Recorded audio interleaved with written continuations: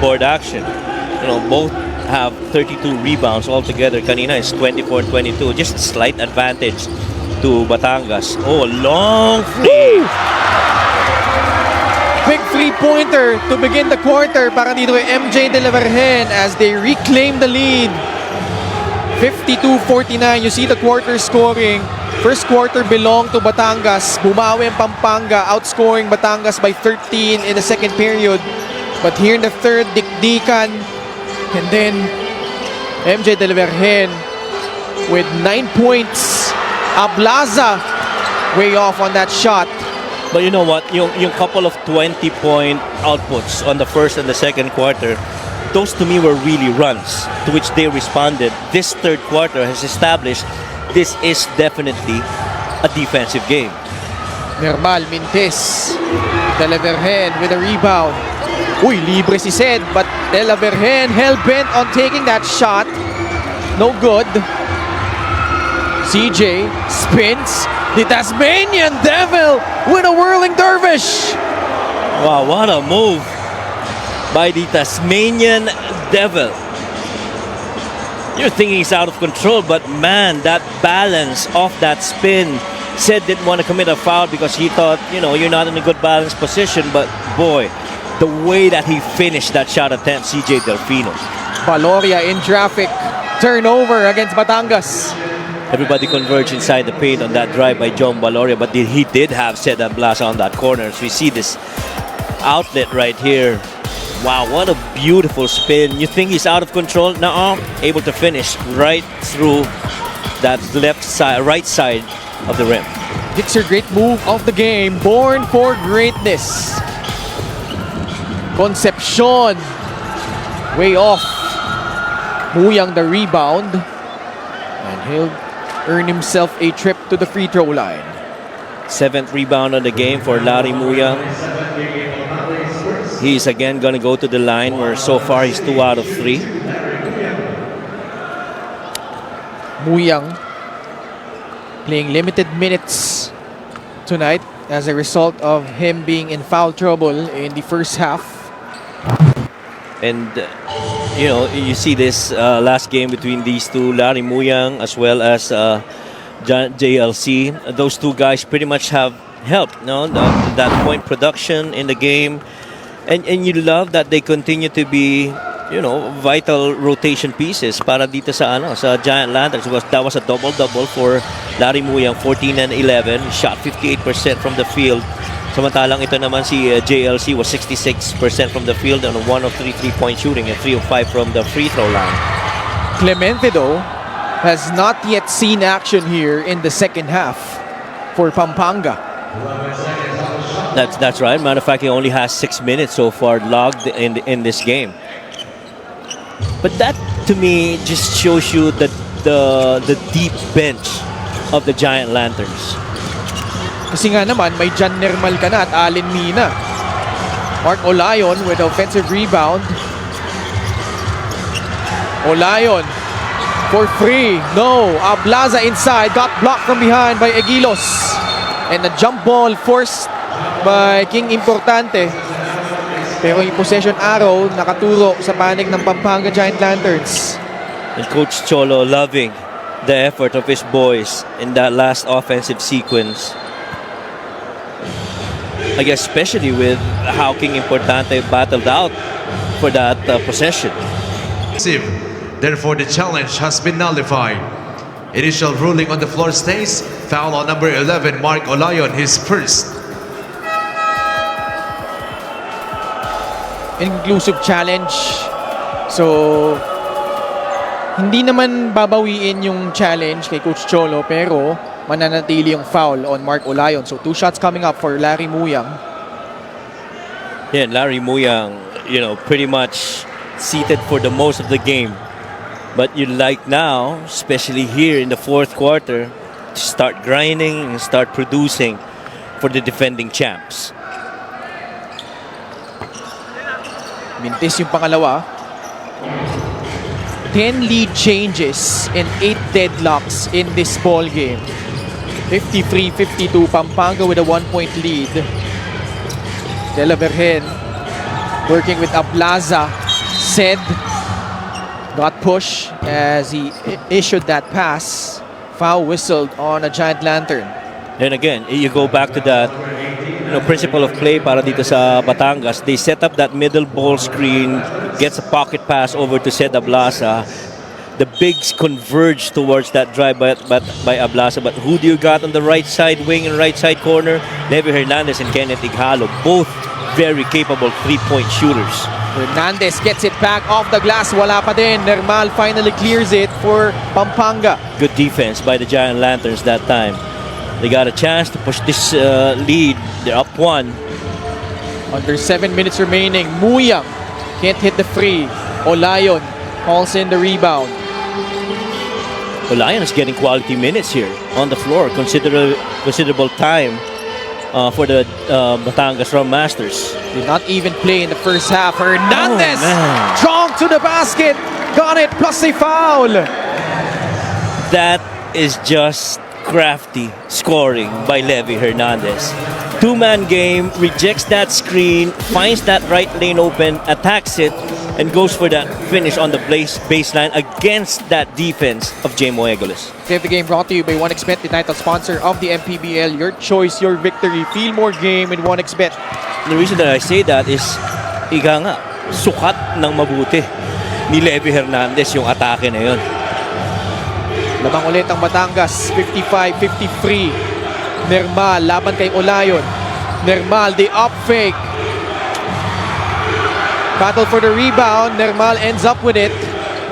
Forcing it up. Oh, man. Olayon, like you said, providing that steady presence right now para dito sa Batangas. Wow. Olayon has played almost 10 minutes so far in this game. He has not scored. He has not made a field goal. But his defensive presence has spelled the difference. Good give and go. Hernandez with a rebound. His 5th of the ball game. Siya ngayon magbababa ng bola para sa Batangas. Under 6 left. Laban kay Muyang. Sidestepping himself to a three! Oh, wow! Oh, man! And he knew that shot was gonna go in. Listen to this crowd erupt. Levi Hernandez scoring the last 6 points for Batangas City. And he shot that ball right in front of us. He knew that he had enough space to get off that shot. And once he released it, he felt good. And he knew that shot was gonna go in. Pampanga calls for time. Levi Hernandez loving it. And magkaibigan yan dalawang yan. Kaibigan yan. Batangas with a 5-point lead, 58-53.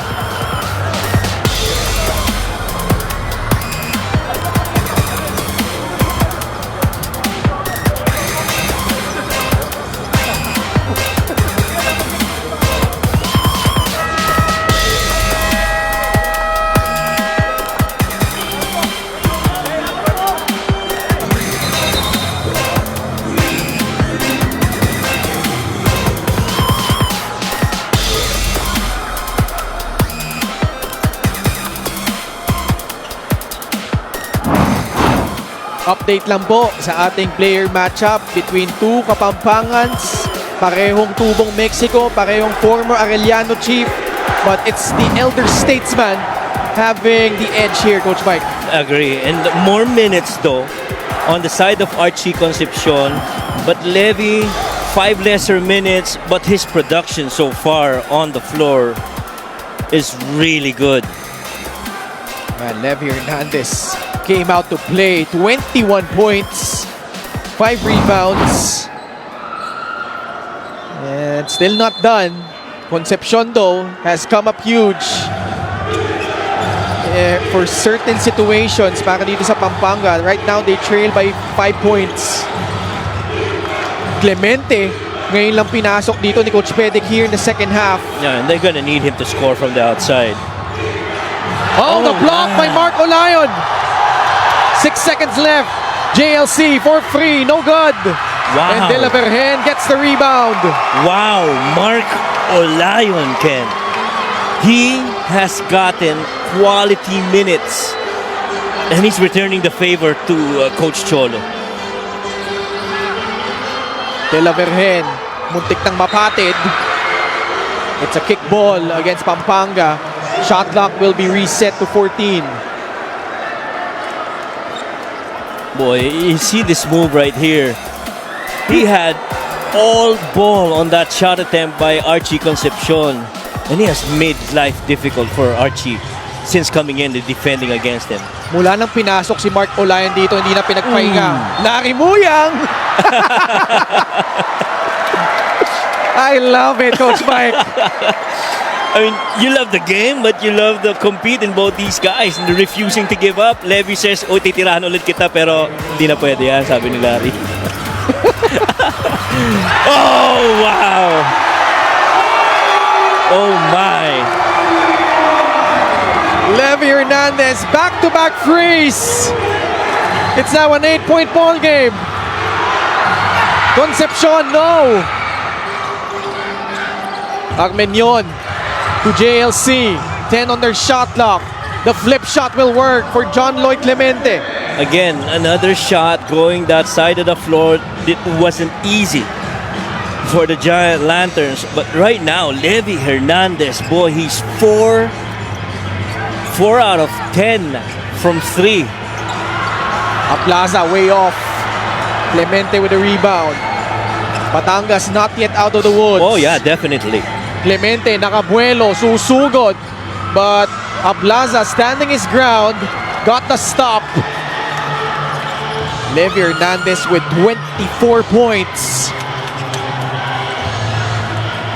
Under 4 minutes left here in the fourth period. Coach Cholo calling ice play right now. Levy kicks it out to Ighalo. 4 on their shot clock. Good defense. Ighalo, a second remaining, and it's a shot clock violation against the Rome Masters. Good defense by the Giant Lanterns that time. You see this 3 right here. Quick ball fake, and he didn't even dip that shot. Went straight up. He is in a different zone right now, Levy Hernandez. Pero yung sagot galing dito kay John Lloyd Clemente. Ibang klase yung tapos ng dalawang yon. And again, just quality basketball we're seeing from both these teams. Both having 13 turnovers so far. Now it's 14 against Pampanga. Doon sa situation na yun, I think, Coach Pedic was asking for a foul. He felt that, I thought so too, that Alan Mina got hit on the arm. But that was masyadong malapit yung pasa. Didn't have enough spacing on that action for the Giant Lanterns. Valoria, pinasok dito ni Coach Cholo. He's now playing point guard. Ighalo drives right. Got shut down. Aplaza, puwersa. That one rolling out. Muyang tracks it down. Napatid siya doon ni Mark Olayon. Ganda ng activity ni Larry Muyang. Ang sinasabayan niya sa lahat ng pagkakataon na makakatulong siyang rebound, he is always gonna be there. He has not gotten quality, volume attempts, but man, the effort that he's given off the boards, 9 rebounds, 4 offensive rebounds, of those 9 coming from your big man in Larry Muyang. John Fa. Egilos. They get it to Alan Mina against Mark Olayon. 9 on their shot clock. Mina makes his move. Kick out pass. Egilos. A bit off his range, but makes it anyway. The former Batangas City champion back in the inaugural season hits a big shot to pull Pampanga to within 4 points. And just staying composed. He, so far, has gotten quality shots for the Giant Lanterns. Another basket made. He is now 4 out of 5 from the field. And boy, just quality looks that J.Mo Eguiluz has given the Giant Lanterns. Batangas with a timeout. Their lead dwindled down to 4, 61-57.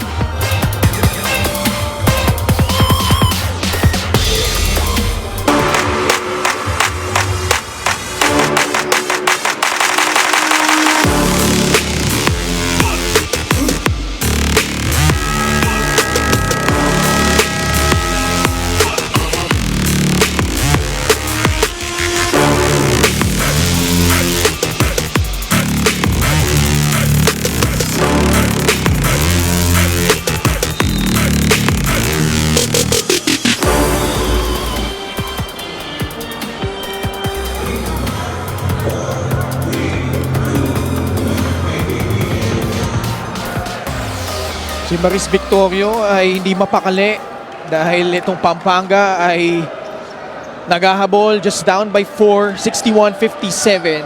By the way, the previous 5 meetings, Coach Mike, nitong dalawang kupunan na ito, Pampanga has won 4. They are 4-1 overall in the Mpbl against Batangas. But by context here, the last 4 games were played in each of the home courts of the respective teams. Pampanga played at home in Season 3, 4, and 6 as Seda Blaza scores para dito sa Batangas.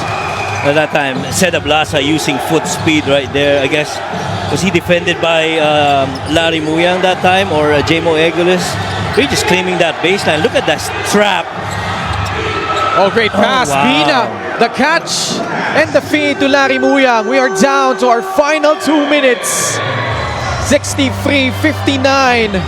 Batangas with a 4-point lead. What a game this has been, Ken. Neither team is out of the woods here. Valoria to Ablaza. Natapik sa likod ni John Fa. It's a jump ball. Possession arrow pointing to Batangas City. But they can review this one under the last 2 minutes. Assist of the game brought to you by 1xBet, the title sponsor of the Mpbl. Your choice, your victory. Feel more game with 1xBet. Quick thinking by Alan Mina right there. Catching that ball and immediately releasing it to big man Larry Muyang on that short corner. Just to add on to my point, Coach Mike, binanggit ko nga, 4-1 ang Pampanga. Their only loss against Batangas was back in Season 5. As we check out here this last out-of-bounds play first. Ball got tapped. Tanong, tumama ba ulit kay Sid? Ooh. Oh, that should be Giant Lantern's ball. Sure looked like twice it hit Seda Blasa before it went out. That should be Giant Lantern's ball. Season 5, nanalong Batangas against Pampanga. It was just little bit across here sa Batangas State University. During that time, wala pang talo yung Pampanga. This was the first season with Justin Baltasar. They lost that game. Talking about Pampanga, only one of 2 losses during the regular season. The one against Makati, that was in Muntinlupa naman. So they lost to Batangas in Makati in Season 5. Ngayon, ang Batangas may pagkakataon na naman na makaisa laban dito sa Pampanga here on their home turf. This time dito sa Batangas City Coliseum. Yeah, that's right. The officials made the right call right there. It sure looked like it was touched last by Seda Blasa. And also for context, lahat po ng laro between these 2 squads except yung very last game nila last season, lahat dikit. Tinambakan ng Pampanga itong Batangas sa Brenzy Giao Convention Center last season. But here, man, another close one. Pampanga just behind by 4 points. Olayon has played almost the entire second half, now trying to guard Allen Mina. Clemente puts it on the deck, laban kay Levi Hernandez. Mina peeks at the clock, 8 seconds left. Allen makes his move, Ablaza switching on him. JLC for free, no! Valoria grabs the rebound. Wow, look at the control off the boards. And they're gonna use a little bit of clock here, considerable. They are up by 4. Valoria for free. Clemente with the rebound. Pagkakataon para sa Pampanga.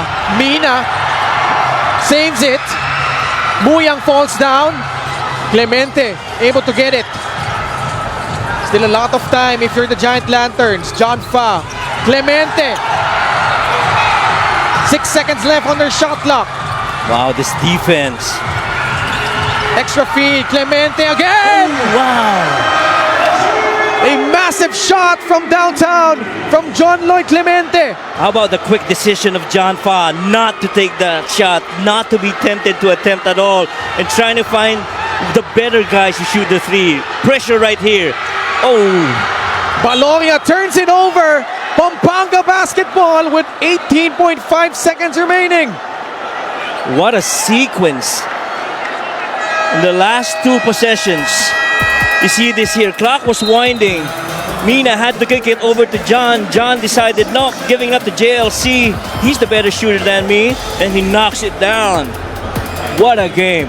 Struggling all game long. John Lloyd Clemente with that booming triple, and here Pampanga able to get a stop, forcing a turnover. They get the ball back.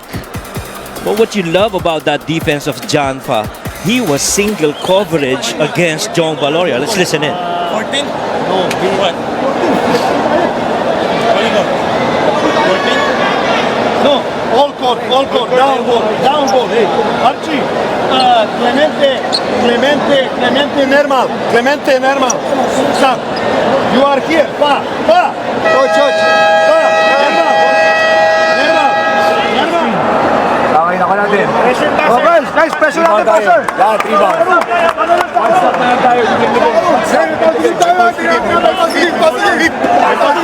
Open the ball.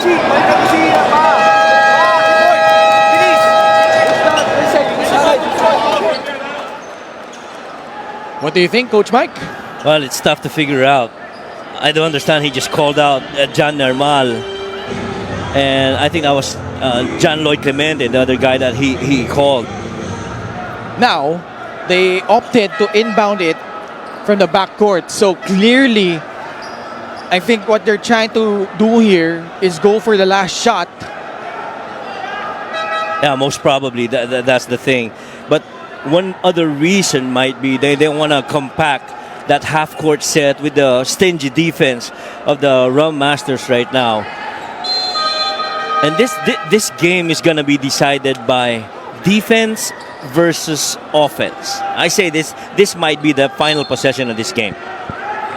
Clemente, Mina, Concepcion, Egilos, and Muyang, the unit for Coach Pedic Di Matulak. Concepcion laban kay Ochea. 10 seconds left. Clemente for 3. No! Concepcion tracks it down. 5 seconds left. Floats it up and in!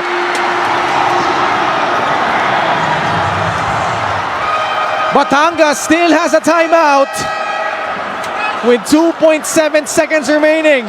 Wow, Archie Concepcion comes up clutch once again. It was the race for the offensive rebound, but before that shot by JLC really looked good. But look at Archie Concepcion chasing for that ball, floater on its way, in a 1-point lead for the Giant Lanterns. All hustle and effort for Archie. Archie Concepcion also struggling all game long with the biggest shot for Pampanga. Timeout Batangas. Let's listen in.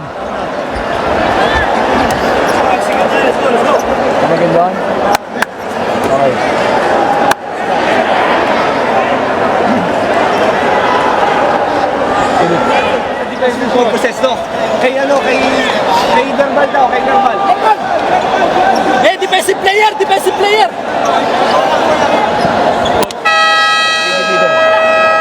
Ready. Strong. Set. Okay.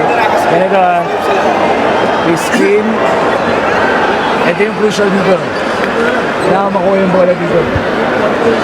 Tama? Ngayon, pag nakuha yung bola, screen. Go. Meron dun. Nothing happens there. Walang pase dito. Go, Jong. Then, mamatay ka na. 3 seconds, 3.9 seconds. Guys, extend. Oh boy. Again, I'd like to say it's tough to figure out what they discussed, but it sure looked like if that first look is not available, they're gonna have a second option to look at. But the thing is, you only have, how many seconds do we have? 3? 3.9. 3.9. Also, important to note, Pampanga is not yet in penalty. They still have 2 more fouls to give. Now they recalibrate it to 4.1 seconds. Panyamogan, Hernandez, Ighalo, Baloria, and Ablaza, the unit for Coach Cholo. Ablaza catches the cut. Hernandez lays it up and in!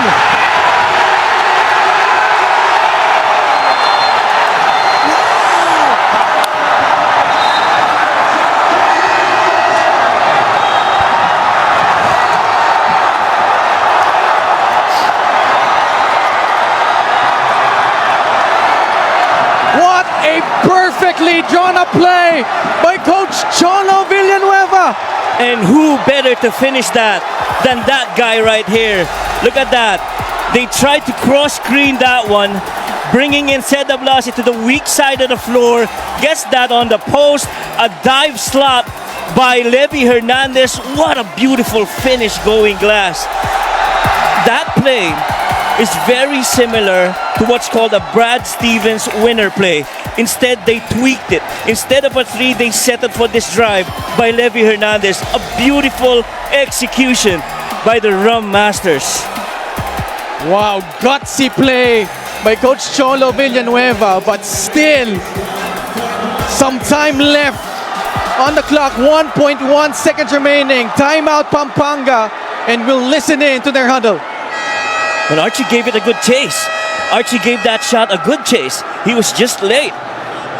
Okay, tuloy-tuloy tayo dito. Levy Hernandez looks like he suffered an injury after Right. making the basket, but one last stop if you're Batangas. Now you look at the five of the Rum Masters right now. These are all defensive. 5 players on the floor for the Rum Masters. Odil Arim, Don Ochea, King Importante, Kenneth Ighalo, and one of the best inserts in this game so far, Mark Olayon. Mpbl will trigger it in. This is gonna be either a catch and shoot or a play going to the basket. We still got time. Mpbl. Muyang puts it up. Batangas City survives. Wow!